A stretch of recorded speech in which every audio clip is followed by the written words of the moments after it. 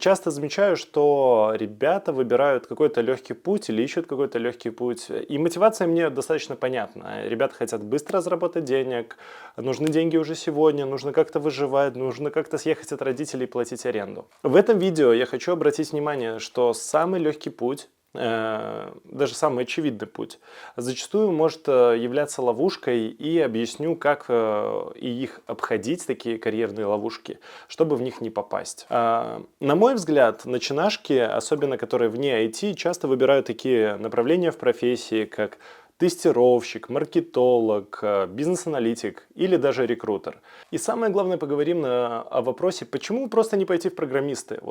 Программирование — это же прямая ассоциация с IT. У меня не математический склад ума. Мама, тетя, дядя сказали, что из меня никогда не получится программист, и мне не надо даже пытаться. Хочу сидеть за компом целый день, это не мое. Я хочу заниматься более другими делами, и поэтому ребята выбирают, например, направление тестирования. Задумайтесь, вы действительно можете представить человека, который в школе в сочинении «Кем я хочу стать, когда вырасту» представлял себя тестировщиком. Я буду сидеть дома, буду тыкать по клавишам, буду заполнять снова и снова одни и те же формочки. Ладно, еще я могу понять желание стать тестировщиком для ребят, которые занимаются играми. Звучит неплохо, я сижу, играю целый день в игры, мне еще за это платят деньги.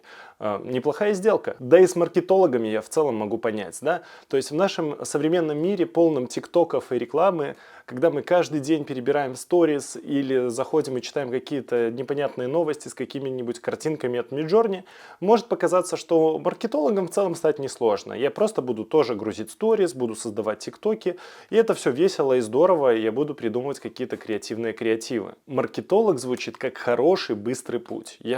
У меня большая насмотренность, да, у молодежи огромная насмотренность тиктоков. Это легко. То же самое я могу представить с рекрутером. Да, в целом понятно, я буду писать людям, люди будут приходить ко мне на работу, я буду с ними что-то делать, и вот какая-то понятная работа не требует каких-то супер специальных навыков и 10 лет колледжа или университета. Все вроде бы кристально понятно. В общем, рекрутер звучит как хорошая сделка. Вообще классное предложение. Переписываюсь, общаюсь с людьми, и мне платят деньги и дают бонусы. Прекрасно. Но давайте здесь сделаем паузу и немножко порассуждаем. Да, возьмем, к примеру, программирование. Программирование — это просто навык, как читать и писать. Да? То есть, если вы умеете читать, то в целом вы можете научиться читать код. Если вы умеете писать на каком-то языке, вы в целом можете научиться писать код. Это тот же самый навык, как читать и писать на разных иностранных языках. Мне кажется, что ребята просто не хотят погружаться в новый контекст и разбираться, что там к чему, а хотят сразу здесь сейчас побежать и максимально уже готовыми навыками начать зарабатывать деньги. И я понимаю этих ребят. Их стремление здесь сейчас получить деньги за понятные навыки, за понятные профессии, где сразу есть вакансии, да, их не одна, не две, их достаточное количество. С другой стороны, есть люди, которые на ютубе и в интернете рассказывают, что это неплохая вакансия, смотрите, я тут достаточно много зарабатываю, вы можете сразу здесь сейчас пойти, там, условно, публиковать вакансию и с теми навыками, которые у тебя есть, получить работу. Это звучит как реально хорошая сделка. Почему нет? Смотрите, я был на месте этих ребят, и у меня было в жизни абсолютно то же самое. Особенно, когда мне было 13 лет, я краем уха услышал, что на рынке местном Ждановиче можно приехать и просто устроиться работать грузчиком. То есть все, что нужно: приехать на рынок, подойти к торговым площадкам, где ребята торгуют арбузами, овощами, всякими дынями, подергать их за руку и сказать: слушай, я готов работать у тебя грузчиком. И зачастую меня брали на работу. То есть каждый день я приезжал на рынок, обходил все точки и меня брали на работу. Но эти все сделки были разовыми. То есть я условно разгрузил машину, мне заплатили деньги, и все, я свободен, бегаю, ищу новых заказчиков. И это повторялось снова и снова. И в целом это была неплохая сделка на то время. Но было ли развитие? Потому что были дни, когда не было абсолютно никакой работы, я в целом приезжал на рынок впустую. Но в целом я насмотрелся множество всего. Во-первых, как ребята-грузчики обманывают своих работодателей, как они воруют у них овощи, фрукты, арбузы.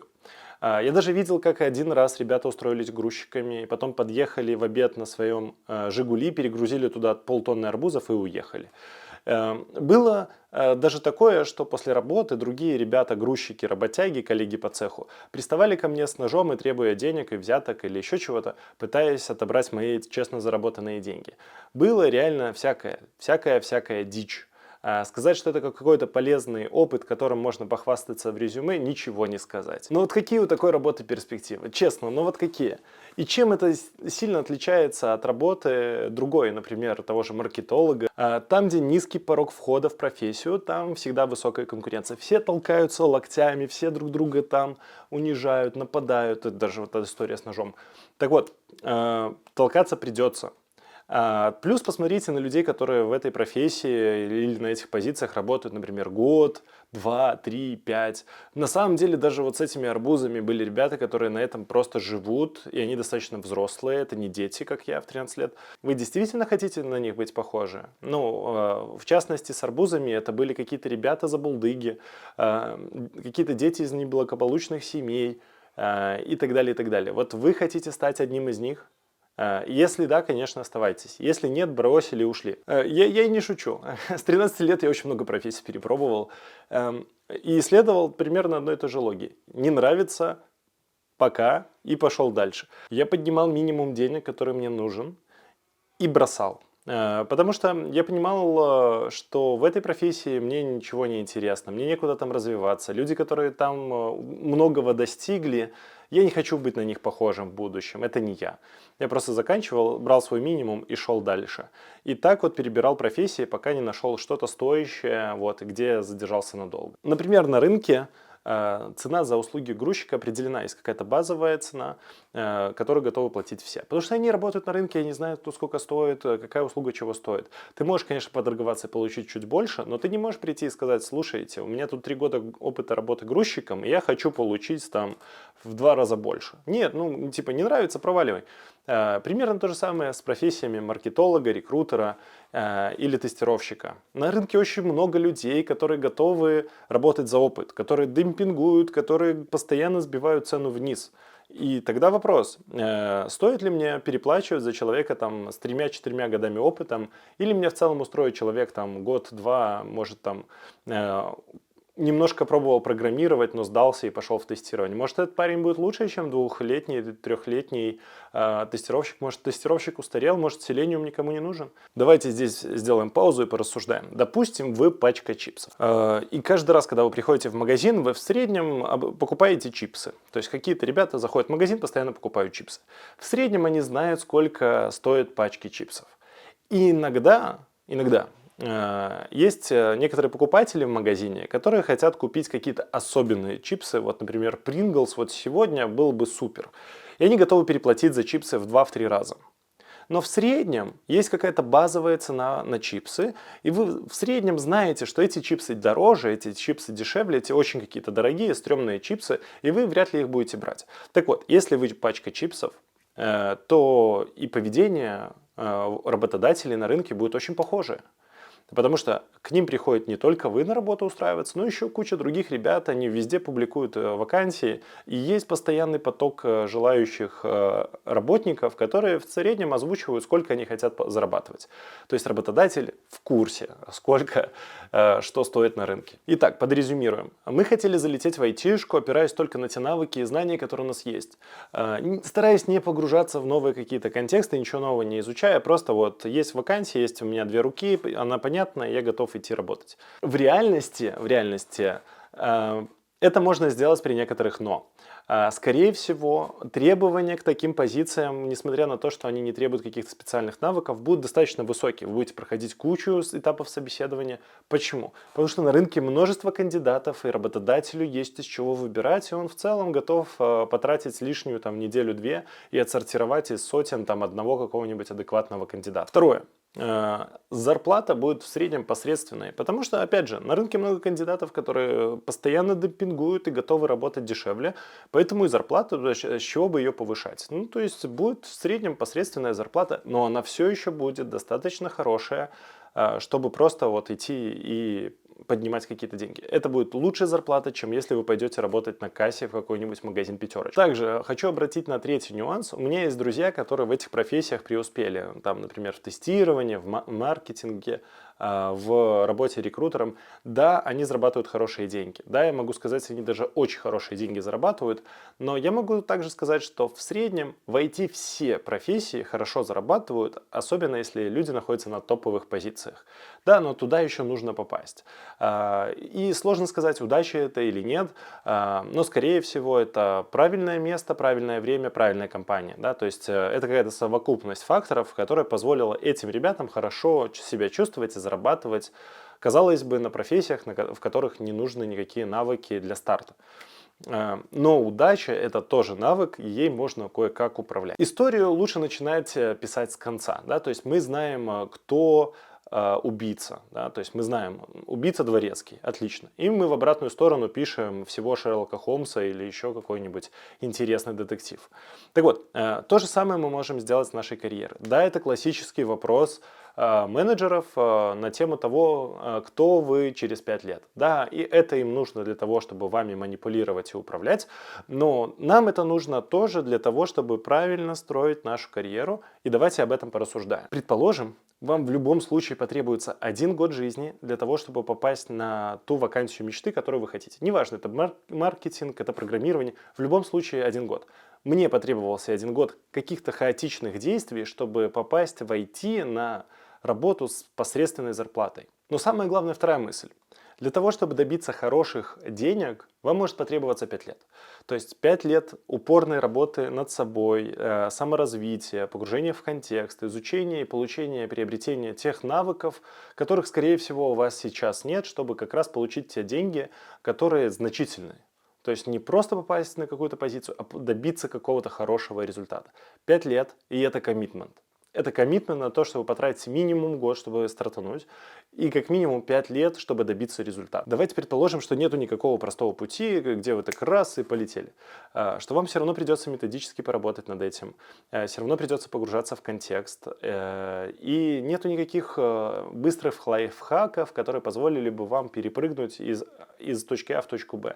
Да, вот просто все эти мысли собрали в кучу и выкинули в мусорку. Вот. Мы делаем наш коммитмент на 5 лет и договариваемся на берегу, что мы будем идти в эту сторону 5 лет, никуда не сворачивая, если не произойдет какое-то чрезвычайное событие. Да, мы что-то узнали, совсем что-то выдающееся, что показало нам, что не стоит туда идти. Вот просто что-то реально сногсшибающее. Но в противном случае, неважно, что происходит, есть там деньги, нет там денег, получается, трудно, мам, пап, там плачешь, встаешь и продолжаешь идти в эту сторону. Просто поднимаешься и идешь дальше. В целом нам теперь не нужно никуда лететь, да? Несмотря на все эти трудности, что нам надо срочно здесь сейчас платить за квартиры, платить там за машины, мам, папа, еще что-то. Мы найдем деньги, мы как-то прокормим себя.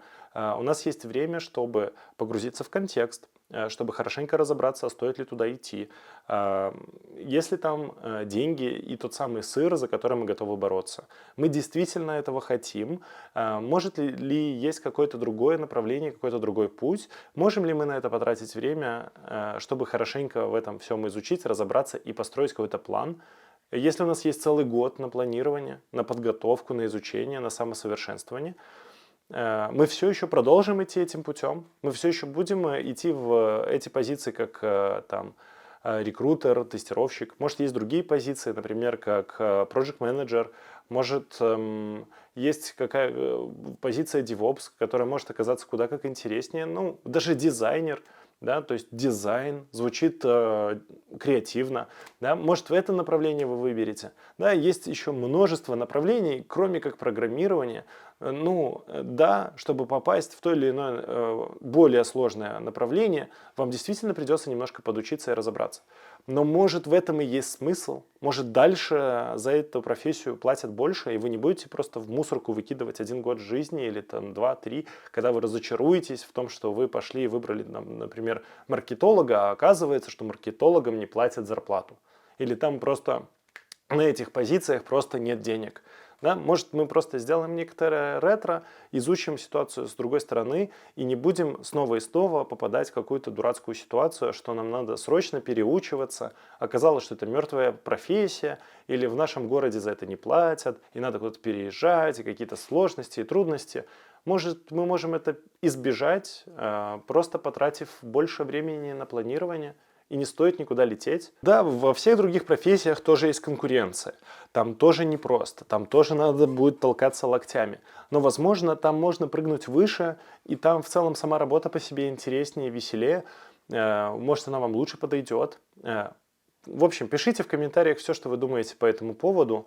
Мне будет интересно узнать, какие вы видите для себя лайфхаки и пути, как вы залетали в карьеру. Был ли у вас такой арбузный опыт, как у меня? В современном мире доступного интернета, ютуба, чата GPT совсем не обязательно идти и 40 лет страдать. То, что может казаться легким, очевидным путем, может оказаться ловушкой. Вы можете попасть в чрезвычайно высокую конкуренцию и охренеть от того, что вас никуда не берут, и очень сильно разочароваться в самих себе. И в целом поставить крест на целой индустрии, в которой есть еще куча всяких разных профессий, где конкуренция ниже. А также вы можете попасть в ловушку такую, что вы в целом потратили кучу времени, возможно, даже сходили на какие-то курсы, чему-то там научились, и может оказаться, что в этом направлении вообще нет никаких перспектив. И вот это будет ваша ошибка. И это можно избежать, просто предварительно, хорошенько изучив, разобравшись и поговорив с людьми, которые уже чего-то достигли в этом направлении. Будьте открыты, просто пообщайтесь, потратьте время на изучение. Это нормальный способ начать что-то новое, и на это можно потратить достаточно времени, чтобы быть уверенным в своем выборе. И это очень важно. На этом у меня все. Пока-пока.